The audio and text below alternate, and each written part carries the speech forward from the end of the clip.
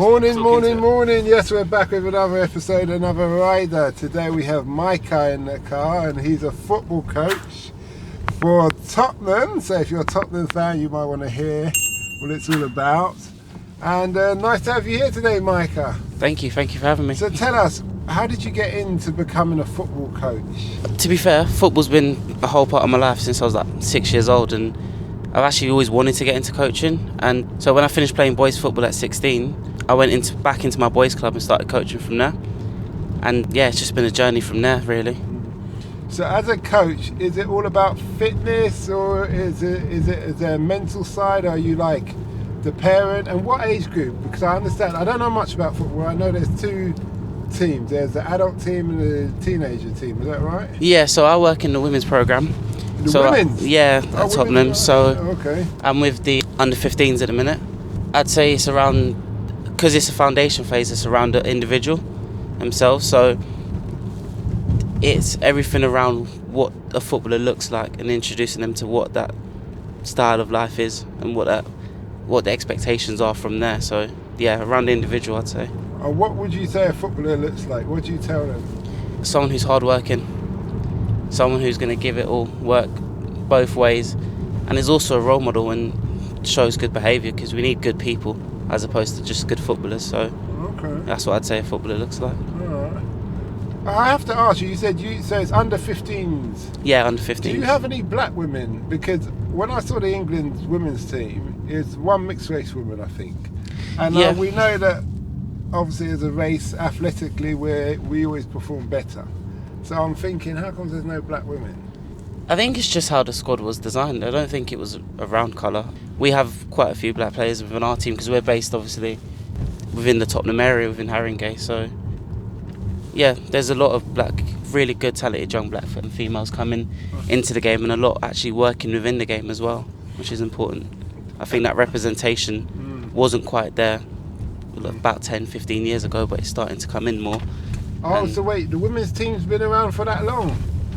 Yeah, so women's football's been going on for almost 100 years. Yeah, it's just not. Okay. It's just starting to get the recognition that it deserves, and the viewership and the sponsorship that it deserves as well. I hear you. Okay. So, did you join Tottenham specifically for the women's team, or were you playing football yourself, or were you working for someone else? Yeah, so I was coaching in the boys team, and one of the guys that I was working with ended up going to Tottenham, and he brought me in. So when you say the boys team for Tottenham? No, it was a boys team. It was a grassroots boys team called Globe Rangers. Okay. So in my area. Right. Yeah, and then ever since my first session, I've just always wanted to stay happy with the girls' football. So that's kind of where I see my career going. So I have to ask this because we spoke about this earlier. When you support another team, but you're working for another team, how does that work? Because you want your team to win, but at the same time you want your team to win. Yeah. So how does that work? It sounds like you're torn between your mistresses and your wife. Take both team shirts out, and the team that wins is the team that I wear that day. No, I'm joking. No, it's, work's work, and when you come home from work, you want to think about nothing but away from work. So really, yeah. So you don't live and breathe it, so you just treat it as work then?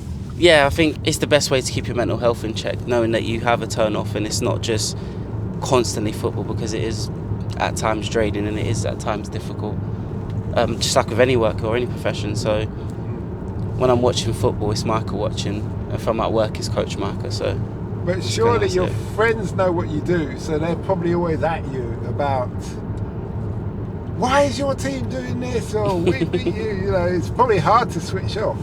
Yeah, it is, and I always catch myself, because there's times where I go off on an absolute tangent around coaching, and they're just casual football fans, so they don't even understand what I'm talking about. So yeah, that does happen.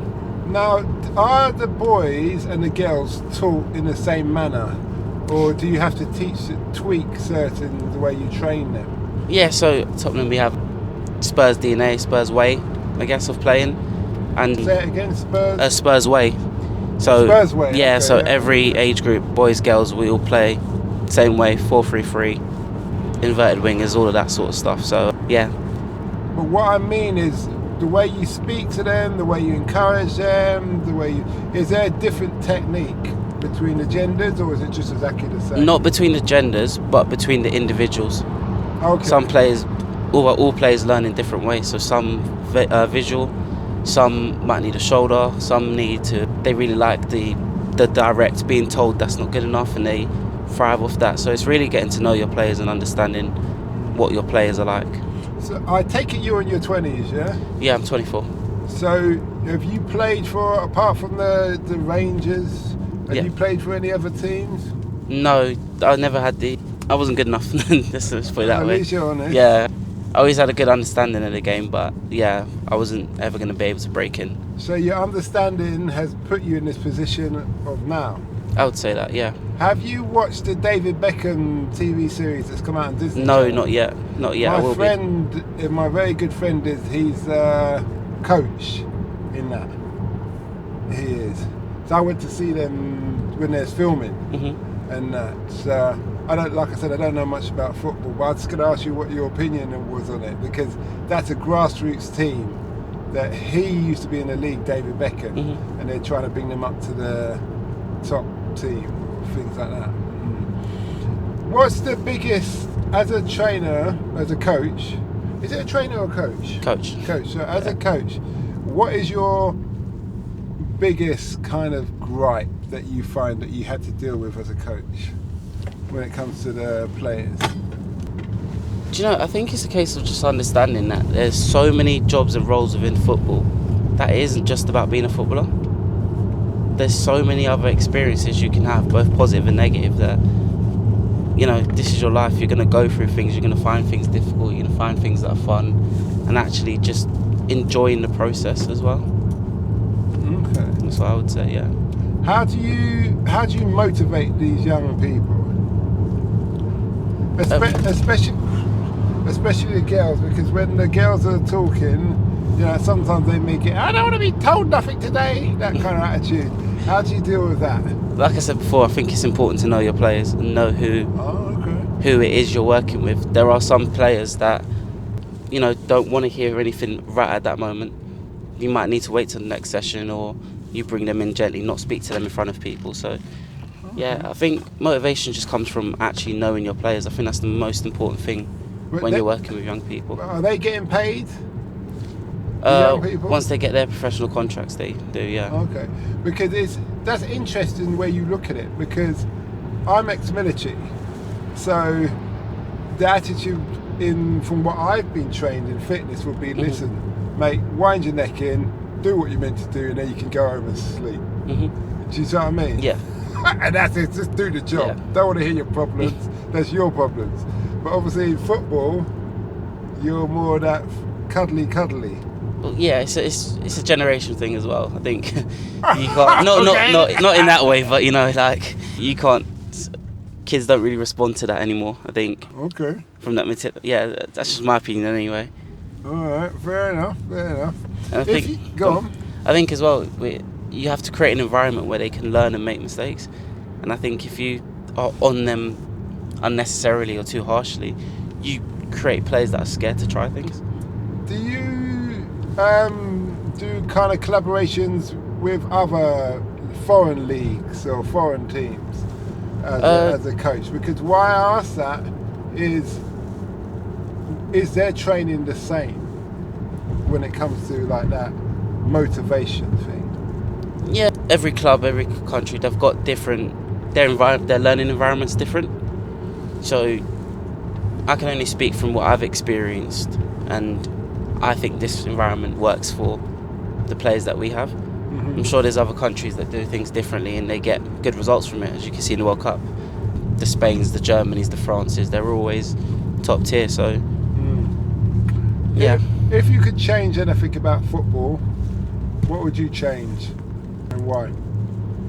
I think it's the perception of footballers. I think they're not all as horrible and as nasty and as vindictive as people think they are. I think, yes, they make a lot of money, but in return they actually bring in a lot of money, and they bring in a lot of hope for young people. And there's so many jobs, like I said, attached to football that I think people need to realise that football's actually a really good thing and a good thing for the community. Okay. Well, it's not going away, is it? No. Nah.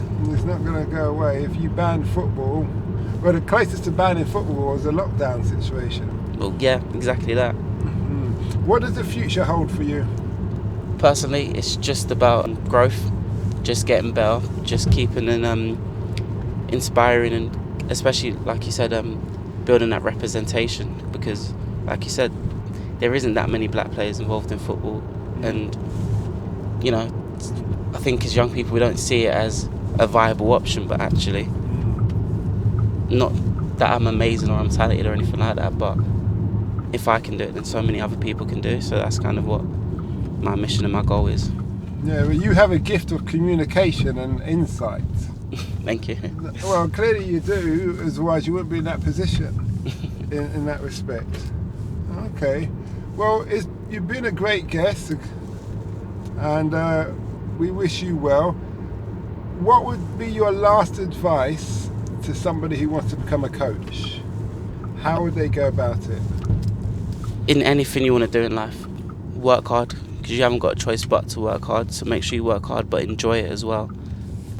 Keep focused on what your mission is, and surround yourself with people that are going to help you get to that mission, and not people that are going to drag you away from your focus. Because Okay. Well, thanks a lot for that, and we wish you well. Cheers, thank you. We hope that episode enhanced your life. We post an interview every day, as well as vlogging on our social media channel. Don't forget to subscribe to get our latest episode.